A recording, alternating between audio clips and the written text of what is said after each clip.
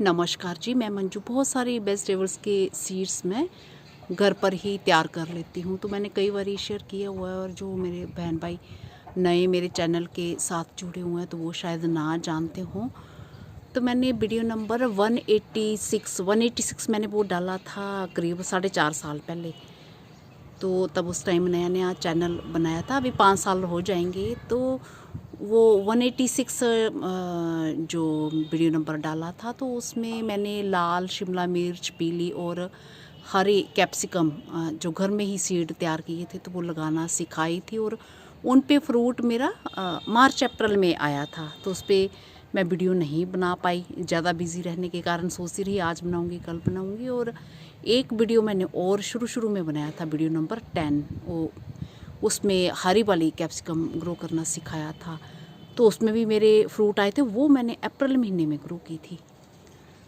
तो ये है कि अपने मौसम के हिसाब से जब हमारे पास ये सीड घर पे ही फ्री में मिल जाता है तो हम इन्हें जैसे भी ग्रो करें। अगर फ्रूट ना भी आता है तो कम से कम ग्रीनरी तो घर में बनी ही रहती है। तो मैं दिखाती हूँ, अभी मैंने फरवरी में येलो और रेड कलर की जो शिमला मिर्च के बीज डाले थे। बट मेरे पास पोट्स जो हैं स्प्रिंग में मेरे खूब सारे फ्लावर्स खिल रहे थे। तो अभी ही धीरे धीरे मैं खाली कर रही हूँ, अभी भी खिल रहे हैं तो अभी खाली कर रही हूँ। तो अभी मैं सोच रही हूँ कि उन्हें ट्रांसप्लांट कर दूँ। तो देखते हैं फिर क्या रिजल्ट्स रहते हैं। जो भी रहें, कम से कम गार्डन को तो हरा भरा उन्होंने बनाया ही हुआ है। तो हमें इसलिए भी थोड़ी सी ये मेहनत कर लेनी चाहिए कि हमने तो 1-2 गमलों में लगानी होती है, और हमें कौन से कोई बड़े खेत खलिहान लगाने हैं कि यहाँ हमें बहुत मेहनत करनी पड़ेगी और लगे ना लगे फिर हम सोचेंगे कि इतनी मेहनत की और लगे ही नहीं। तो मैं तो यही सोच के लगाती हूँ, फिर हो जाए तो भी ठीक है और नहीं हुआ तो भी ठीक है, आगे पीछे इस तरह से लगा लेती हूँ। तो अभी मैं आपको दिखाती हूँ कि मैंने इस टाइम क्या क्या जो हो सीड आजकल में जो इकट्ठे किए हैं, और वो अभी मैं डालने वाली हूँ। वो कुछ देसी करेला है और कुछ दूसरे हैं और कैप्सिकम के भी हैं। तो ये देखिए इतने बड़े बड़े पौधे ये हो गए हैं और अभी छायादार जगह में ही रखे हैं। तो मुझे बहुत पहले ही ट्रांसप्लांट कर देने चाहिए, बट मैंने बोला ना, पोट्स का चक्कर बताया मैंने। तो ये देखिए वही 10 रुपये वाली बास्केट में तो मैंने ये यहाँ पे ये लिख रखा है कि एक तरफ मेरे रेड वाले हैं और एक तरफ मेरे ये येलो वाले कैप्सिकम के हैं।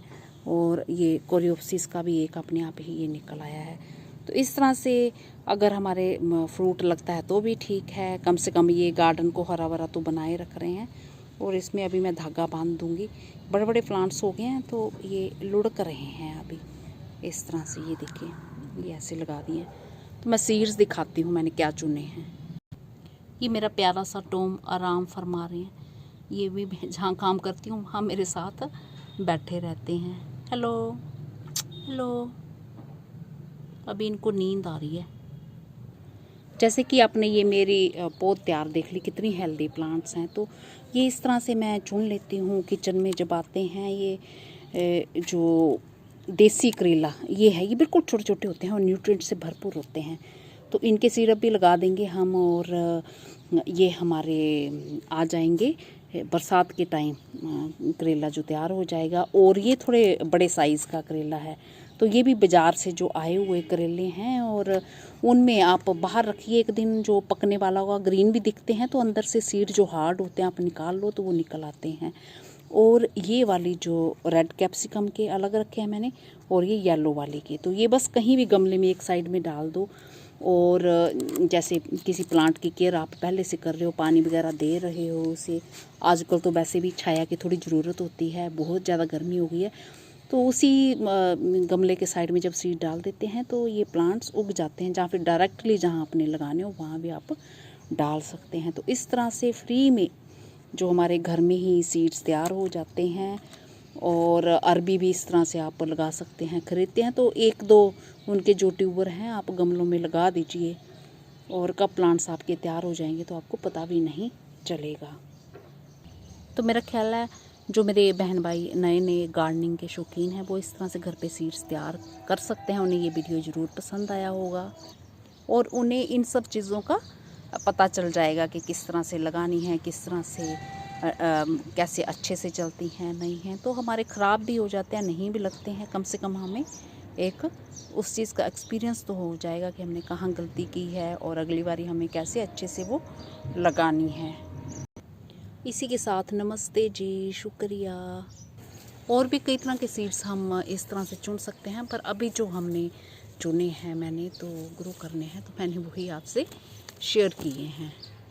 तो इस तरह से हम काम करते जाएंगे और धीरे धीरे हमारा एक्सपीरियंस बढ़ता जाएगा और हमें सफलता मिल जाएगी। जहाँ सफलता भी मिलेगी तो उसी को हम सीख लेते हुए अगली बारी फिर हम कुछ ज़्यादा अच्छा कर सकते हैं।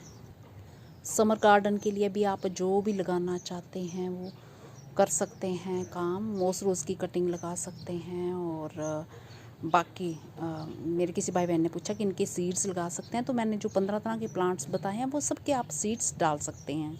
हाँ, बहुत ज़्यादा गर्मी में पौधों की ग्रोथ कुछ ज़्यादा अच्छे से नहीं होगी, पर बट आगे बहुत ज़्यादा अच्छी होगी जब थोड़ा सा मौसम ठीक हो जाएगा। जैसे कि मैंने ये कुछ मॉर्निंग ग्लोरी के सीड्स भी डाल दिए हैं, तो 1 हफ्ता लिया है, तो ज़्यादा अच्छे से ग्रोथ नहीं होगी इस टाइम, मेरे को पता बहुत ज़्यादा गर्मी है, पर आने वाले टाइम में फिर आगे बहुत अच्छे से ये प्लांट्स बनेंगे और फ्लावर्स भी आएंगे। काम तो इसी तरह से चलते रहते हैं, कभी हम पास होते हैं, कभी फेल होते हैं, और इन्हीं सब चीज़ों से सीख लेके फिर हम आगे थोड़ा अच्छा करते हैं और एक दिन हम एक्सपर्ट की तरह भी काम करने लगते हैं और हमें बहुत अच्छे और बढ़िया रिज़ल्ट्स जो हैं मिल जाते हैं। तो गार्डनिंग में तो ये है कि हम नित्य हर रोज़ ही कुछ ना कुछ नया सीखते ही रहते हैं।